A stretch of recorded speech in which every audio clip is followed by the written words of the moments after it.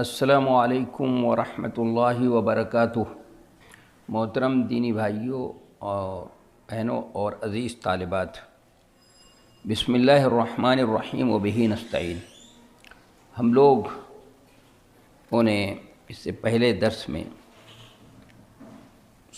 جو کچھ بھی بات تھی اس سے متعلق اس کو سمجھ لیا تھا اور پڑھ لیا، لیکن ایک بات رہ گئی تھی جس کی طرف میں نے اشارہ کیا تھا، بتایا تھا کہ حضرت خضر علیہ السلام کے بارے میں یہ مسئلہ ہے کہ آیا وہ زندہ ہیں یا نہیں۔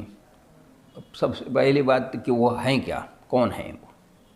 آیا فرشتے ہیں یا نبی ہیں یا کوئی اور الگ سے کوئی منصب ہے یا کیا ہیں۔ تو اس سلسلے میں بہر صورت لوگوں کا نقطہ نظر الگ الگ ہے۔ عام طور پہ لوگوں نے جو بتایا ہے، جیسے خاص طور سے وہ مولانا مودودی صاحب کا نقطہ نظر یہ ہے کہ حضرت خضر فرشتہ ہیں جو انسانوں کی شکل میں آئے، اور انہوں نے اپنے دلائل پیش کیے۔ اور فرشتہ انسانوں کی شکل میں تو آتے ہی ہے، اس میں کوئی اس کی بات نہیں، اور فرشتے انسانوں کی شکل اختیار کر سکتے ہیں۔ حضرت جبریل علیہ السلام نبی صلی اللہ علیہ وسلم کے پاس مختلف صحابہ کرام کی شکل میں آتے تھے، عام طور پر دہیہ قلبی کی شکل میں آتے تھے وہ، اور کبھی اجنبی ایک مسافر کی شکل میں بھی آئے ہیں، جیسے حدیث جبریل کے اندر جو جس کو ام السنہ کہا جاتا ہے، اس کے اندر تو ان کی رائے یہ ہے کہ وہ فرشتے ہیں، اور کچھ لوگوں کی رائے یہ ہے کہ وہ انسان ہیں اور نبی تھے، اور ایک وقت میں کئی نبی ہو سکتے ہیں۔ حضرت ابراہیم علیہ السلام کے زمانے میں حضرت لوط علیہ السلام بھی تھے، موجود ہیں،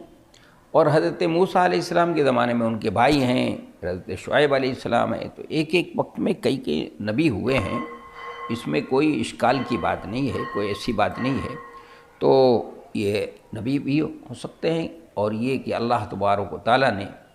حضرت موسیٰ علیہ السلام کو جو تشریع علم عطا فرمایا تھا، ان کا علم جو تھا وہ تکوینی تھا،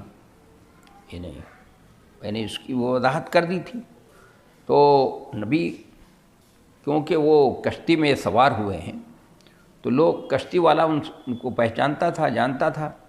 اور ان سے کرایہ بھی نہیں لیا، اسی لیے وہ اس میں سے پٹلے نکال رہے ہیں تو بھی کچھ نہیں کہہ رہا ہے۔ یہ تو اگر وہ نہ پہچانتا ہوتا اور یہ نہ ہوتا تو وہ بھی مزاحمت کرتا کہ بھئی کیوں ہماری کشتی نئی کشتی ہے، اچھی خاصی کشتی ہے، آپ کیوں اس میں سے پٹا نکال رہے ہیں، کیوں آخر اس کو عیب دار کر رہے ہیں، کہہ سکتا تھا۔ یہ سب باتیں ہیں، اور کچھ لوگوں کی رائے یہ ہے کہ وہ منصب ہے، یہ ہے، اور اللہ تبارک و تعالیٰ نے اس منصب، جیسے جو لوگ ان صوفیاء اکرام ہیں، خاص طور سے ان کے ہاں قطب ابدال اور یہ سب چیزیں ہیں، اس لیے وہ لوگ اس طرح کی باتیں کرتے ہیں۔ بہر صورت زیادہ صحیح بات یہ ہے کہ وہ انسان تھے اور نبی، اس وقت کے نبی تھے، اپنے علاقے کے نبی تھے، یہ بات جو ہے وہ زیادہ صحیح ہے۔ اور دوسری بات کہ وہ زندہ ہیں یا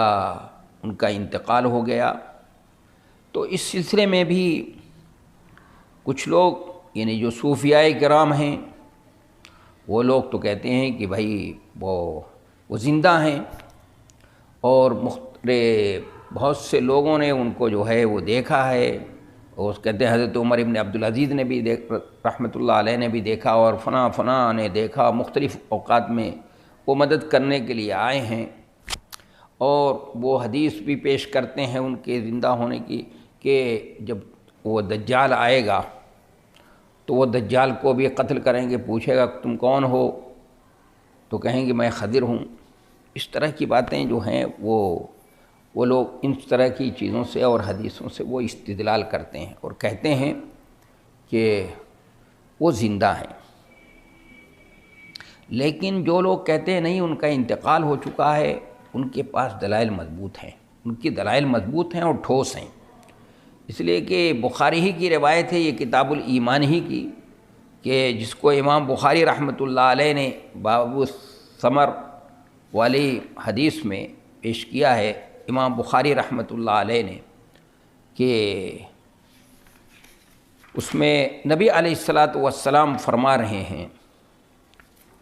آپ نے فرمایا کیا باب الثمر فی العلم کے اندر امام بخاری رحمۃ اللہ علیہ نے یہ حدیث نقل کی ہے کہ عبداللہ ابن عمر رضی اللہ عنہما نے کہا کہ رسول اللہ صلی اللہ علیہ وسلم نے اپنی اخیر عمر میں ہم کو عشاء کی نماز پڑھائی، جب سلام پھیر لیا تو کھڑے ہو گئے اور کہا کہ اپنی اس رات کے بارے میں کچھ جانتے ہو؟ سنو، اس رات سے 100 سال پورا ہونے پر آج جتنے لوگ زمین پر ہیں ان میں سے کوئی باقی زندہ نہیں رہے گا۔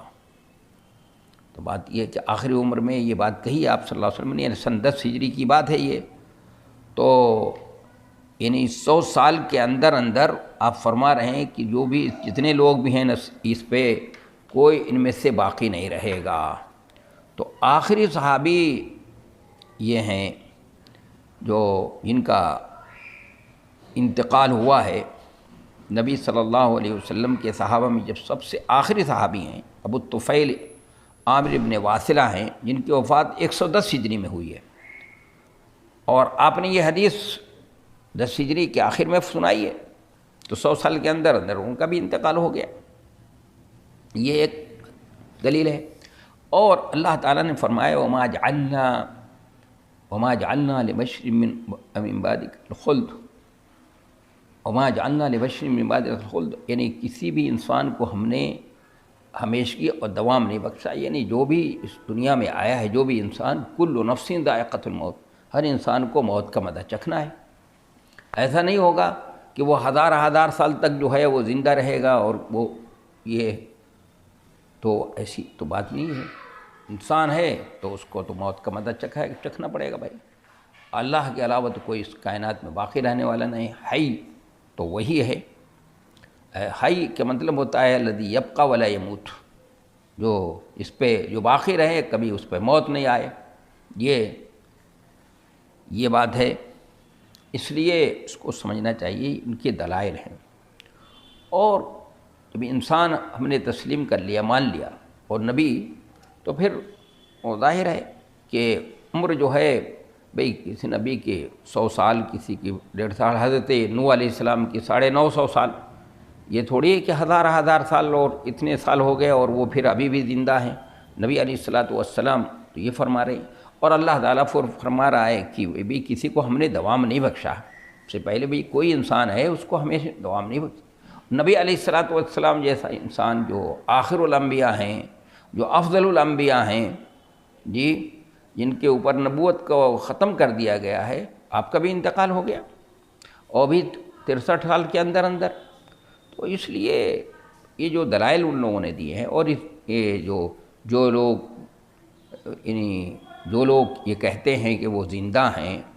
وہ جو دلیلیں دی ہیں، وہ دلیلیں کوئی بہت زیادہ اس طرح کی نہیں ہیں، بس صرف اس طرح کی باتیں ہیں جو کہانی، واقعات، قصے، روایات، وہ صوفیاء کرام کی قصے اور روایتیں ہیں۔ ان سے اصل میں یہ کہا جا سکتا ہے کہ نبی علیہ الصلاۃ والسلام نے تو یہ فرمایا کہ میں اللہ کے راستے میں سب سے زیادہ تکلیف مجھ کو دی گئی، اور اللہ کے راستے میں سب سے زیادہ مجھے ڈرایا گیا، اور مجھے یہ پریشانی آئی، یہ تو اگر حضرت خضر وہ ہیں، قطب ہیں یا ابدال میں سے ہیں، اور وہ بے کسوں اور بے سہارا کی مدد کے لیے آتے رہتے ہیں، لوگوں نے دیکھا ہے ان کو، تو نبی صلی اللہ علیہ وسلم تو بہت مصیبت میں رہے، آپ بڑی پریشانی رہے، مکے کی زندگی شعب ابی طالب میں آپ کو محصور رکھا گیا، آپ زندگی عرصہ حیات کو تنگ کر دیا گیا، تو کبھی تو ہم نے تو نہیں سنا، کبھی کسی حدیث میں پڑھا کہ وہ آئے ہوں اور کبھی آپ کے پاس، اور آج نبی صلی اللہ علیہ وسلم کی امت بہت مشکلوں سے دوچار ہے، پوری دنیا میں مشکلوں سے دوچار ہے،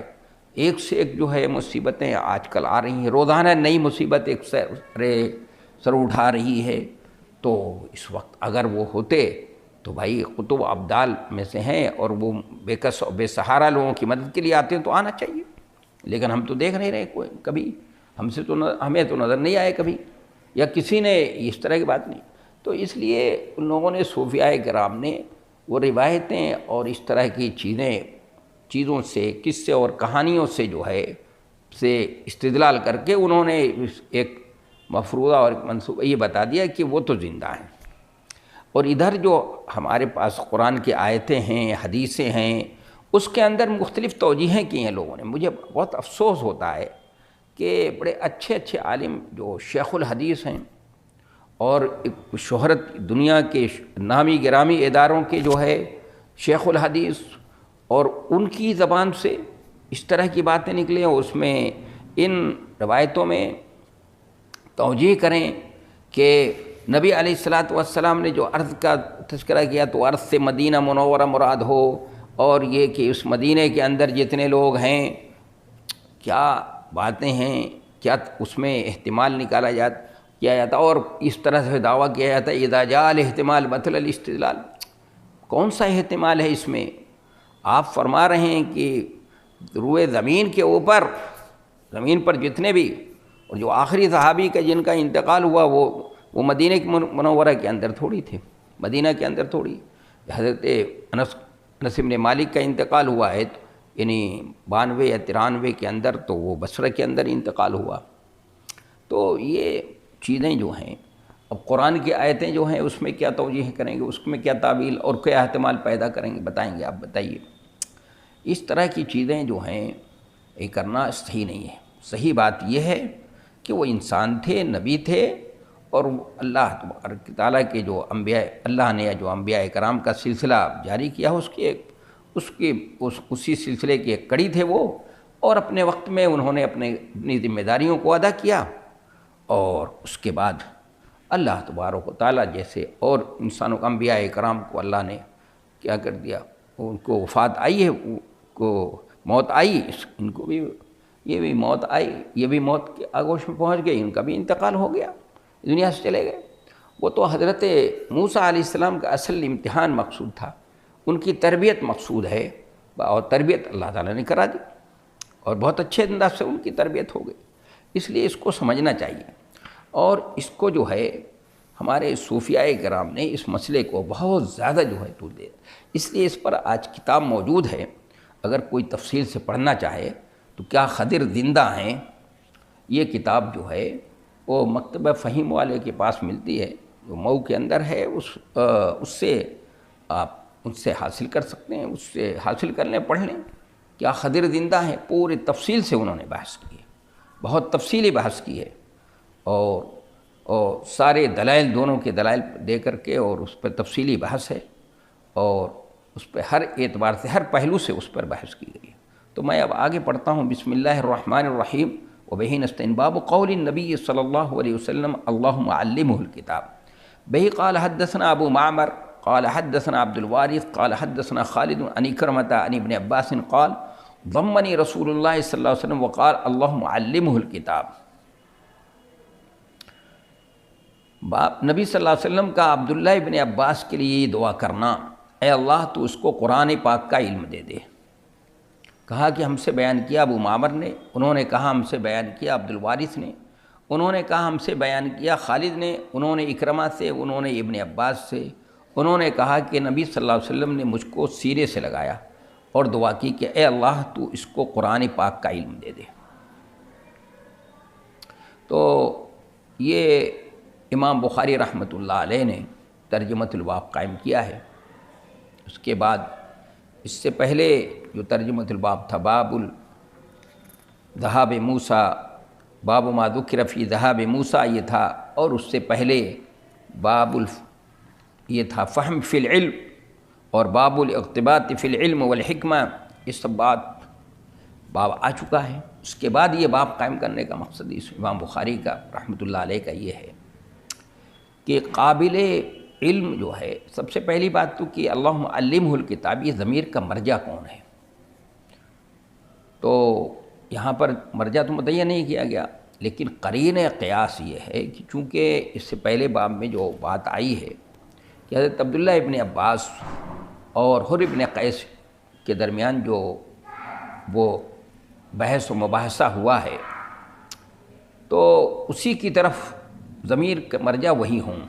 اس لیے میں نے ترجمے میں کھول دیا ہے کہ عبداللہ ابن عباس کے لیے دعا فرمائے، نبی صلی اللہ علیہ وسلم کا عبداللہ ابن عباس کے لیے دعا فرمانا، کہ اس ضمیر کا مرجع حضرت عبداللہ ابن عباس ہیں۔ اب اس کا مقصد کیا ہے؟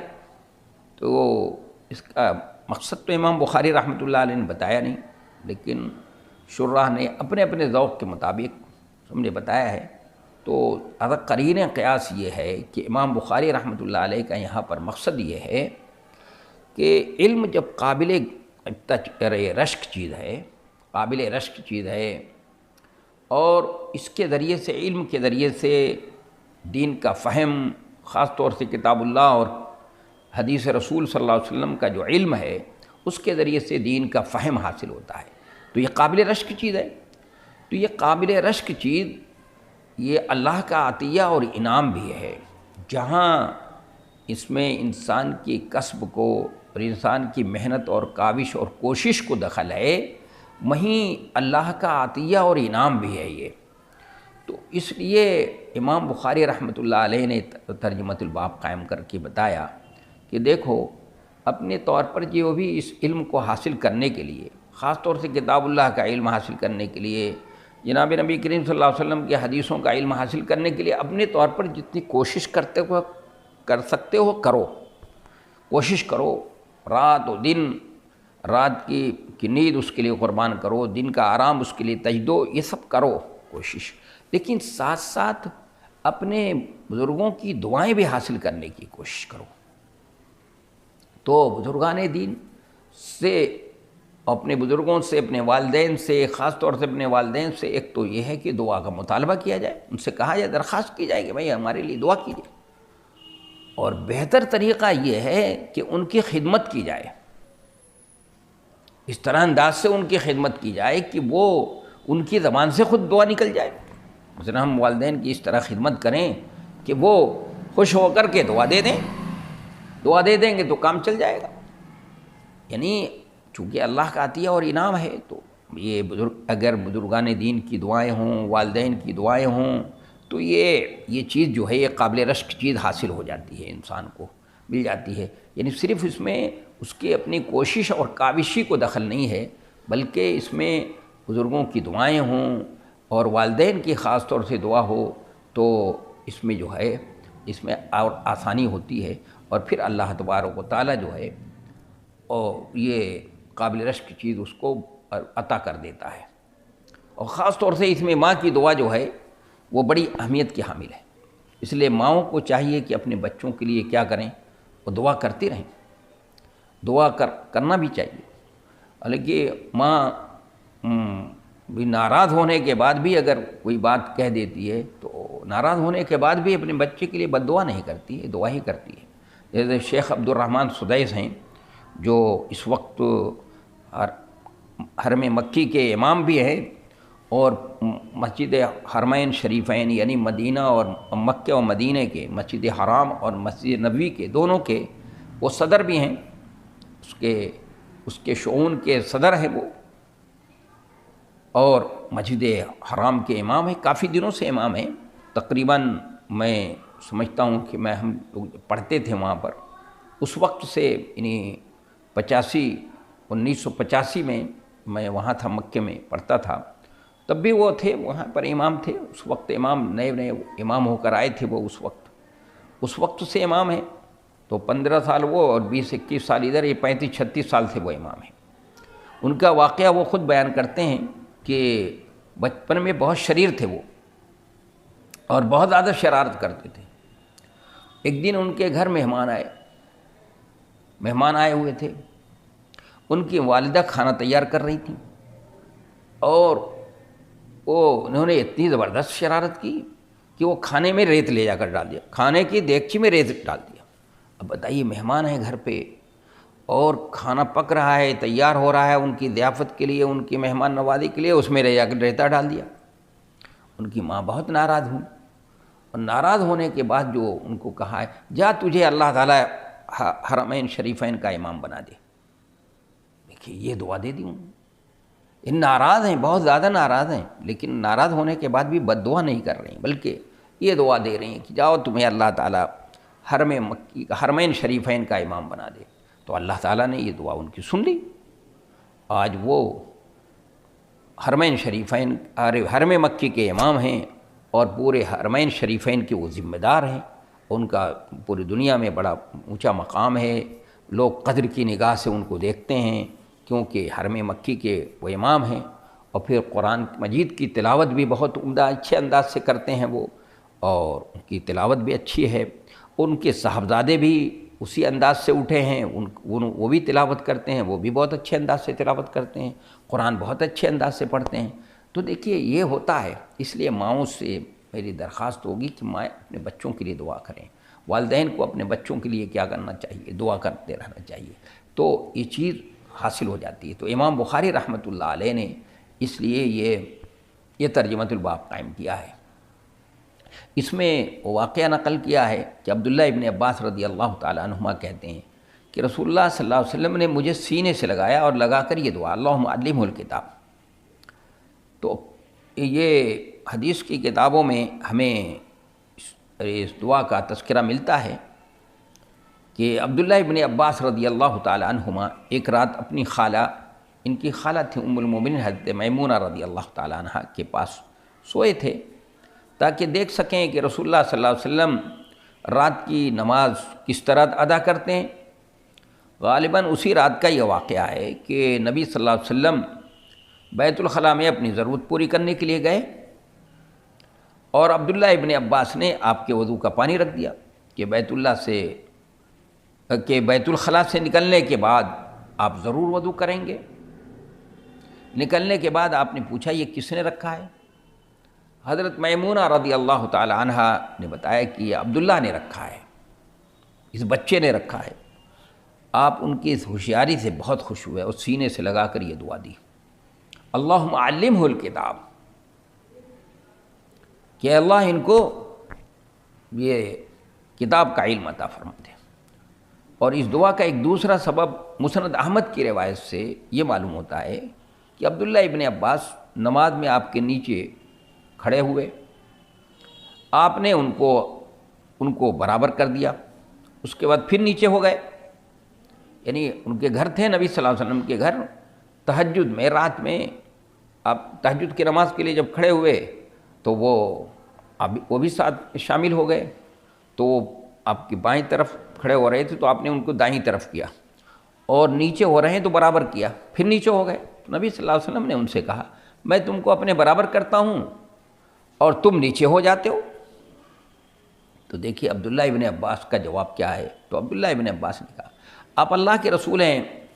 بھلا کسی کے لیے یہ مناسب ہو سکتا ہے کہ نماز میں آپ کی برابری کرے؟ یہ تو کسی کے لیے نہیں. یہ عاقلانہ جواب سن کر آپ نے دعا دی اور سینے سے لگا کر یہ دعا دی. تو روایتوں میں الفاظ الگ الگ آئے ہیں کہ کب آپ نے فرمایا اللہم علمہ الکتاب، کسی میں الکتاب ہے کی جگہ الحکمہ ہے، کسی میں اللہم فقہہ فی الدین. اس لیے اس کو یا تو تعدد واقعہ پر محمول کیا جاتا ہے، جبکہ تعدد واقعہ پر محمول کریں گے تو کتاب سے مراد قرآن اور حکمت سے مراد سنت لیں گے. یا حکمت سے مراد جو ہے یعنی وہ صلاحیت اور وہ طاقت کہ جس کے ذریعے سے انسان جو ہے وہ صحیح فیصلہ کرے، درست فیصلہ کرتا ہے. اور اگر تعدد واقعہ پر محمول نہ کریں تو حکمت سے بھی مراد قرآن ہی لیں گے اور یہ روایت بالمعنی ہوگی. اس طرح سے روایت بالمعنی اس کو کہا جائے گا. بہر صورت الفاظ الگ ہیں، لیکن حضرت عبداللہ ابن عباس رضی اللہ تعالیٰ عنہما کے لیے یہ دعا دے دی. تو آج وہ رئیس المفسرین ہیں، رئیس المفسرین ہو گئے وہ. اسی طرح نبی علیہ الصلاۃ والسلام نے حضرت ابو ہریرہ رضی اللہ تعالیٰ عنہ نے آپ سے شکایت کی کہ اللہ کے رسول میں جو حدیثیں سنتا ہوں نہ بھول جاتا ہوں. تو آپ صلی اللہ علیہ وسلم نے ان کے لیے بھی دعا کی تھی. اپنے ہاتھ سے جو ہے ان کے منہ کے اندر لگا دیا، لعاب لگا دیے، تو اس سے کہتے ہیں حضرت ابو ہریرہ کہ اس دن سے پھر میں کوئی حدیث بھولا ہی نہیں۔ تو یہ دیکھیے دعاؤں سے یہ ہوتا ہے۔ نبی علیہ الصلاۃ والسلام نے دعا دے دی تو رئیس المفسرین ہو گئے، ابو ہریرہ رضی اللہ عنہ کو دعا دے دی تو رئیس المحدثین ہو گئے، وہ سب سے بڑے محدث ہو گئے۔ تو اس لیے اس میں یہ علم جو اللہ کا عطیہ اور انعام ہے، انعام بھی ہے، کسبی چیز بھی ہے، اور جہاں کسبی چیز ہے یہ وہابی بھی ہے، اپنی محنت اور اپنی کوششوں کاوشوں کا بھی دخل ہے، اور وہیں بزرگان دین کی اور اپنے والدین کی دعاؤں کا بھی اس میں اثر ہوتا ہے، اور اس کا ثمرہ اور نتیجہ بھی ہوتا ہے۔ اس لیے چاہیے کہ بڑوں کو چاہیے، گھر کے بڑوں کو چاہیے، والدین کو چاہیے، اور بزرگان دین کی خدمت کر کے ان سے دعائیں حاصل کرنی چاہیے۔ دعا کو حاصل کرنے کا ہی بہترین طریقہ ہے۔ یہ طریقہ نہیں ہے کہ درخواست کی جائے ان سے کہ ہمارے لیے دعا کیجیے، اس سے بہتر طریقہ یہ ہے کہ ان کی خدمت کی جائے، ان کی خدمت کی جائے گی، ان کو سکون ملے گا، ان کو راحت ملے گی، تو وہ خود دل سے ان کی دعا نکلے گی۔ جو دل سے دعا نکلے گی تو اس کا اثر ہی اور ہوتا ہے۔ آگے کے باب پڑھتا ہوں۔ آگے فرمایا باب متى يصح السماع الصغير به قال حدثنا اسماعیل بن اویس ابی اویس قال حدثني مالك عن ابن شهاب عن عبید اللہ بن عبد الله بن عتبة عن عبد الله بن عباس قال اقبلت على راكبا على حمار اتاني وانا يومئذ قد ناحدت الاحتلام ورسول الله صلى الله عليه وسلم يصلي بمنى إلى غير جدار فمررت بين يدي بعض الصف وأرسلت الأتانا ترتع فدخلت في الصف فلم ينكر ذلك علي۔ وبه قال حدثني محمد بن يوسف قال حدثنا أبو مسهر قال حدثني محمد بن حرب قال حدثني الزبيدي عن الزهري عن محمود بن الربيع قال أقلت من النبي صلى الله عليه وسلم مجة مجها في وجهي وأنا ابن 5 سنين من دلو أو كما قال صلی اللہ علیہ وسلم۔ تو باب متى يصح السماع الصغير،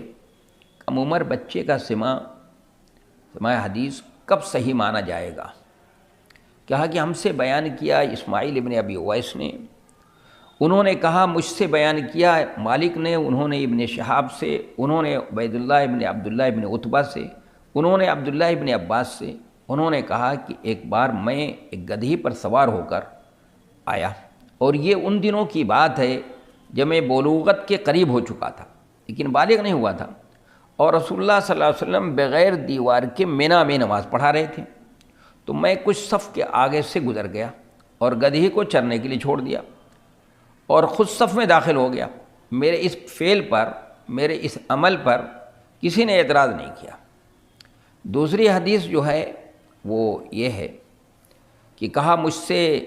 محمد ابن یوسف نے بیان کیا، انہوں نے کہا ہم سے ابو مسہر نے بیان کیا، انہوں نے کہا مجھ سے محمد ابن حرب نے بیان کیا، انہوں نے کہا مجھ سے زبیدی نے بیان کیا، انہوں نے زہری سے، انہوں نے محمود ابن ربیع سے، انہوں نے کہا مجھ کو اب تک نبی صلی اللہ علیہ وسلم کی وہ کلی یاد ہے جو آپ نے ایک ڈول سے پانی لے کر میرے منہ پر کی تھی، حالانکہ میں اس وقت صرف 5 سال کا تھا۔ تو اب یہ ترجمہ ہو گیا، انشاءاللہ اس کی تشریح اور باب کا مقصد جو ہے اس کے بعد درس میں ہوگا۔ وما توفیقی الا باللہ، والسلام علیکم۔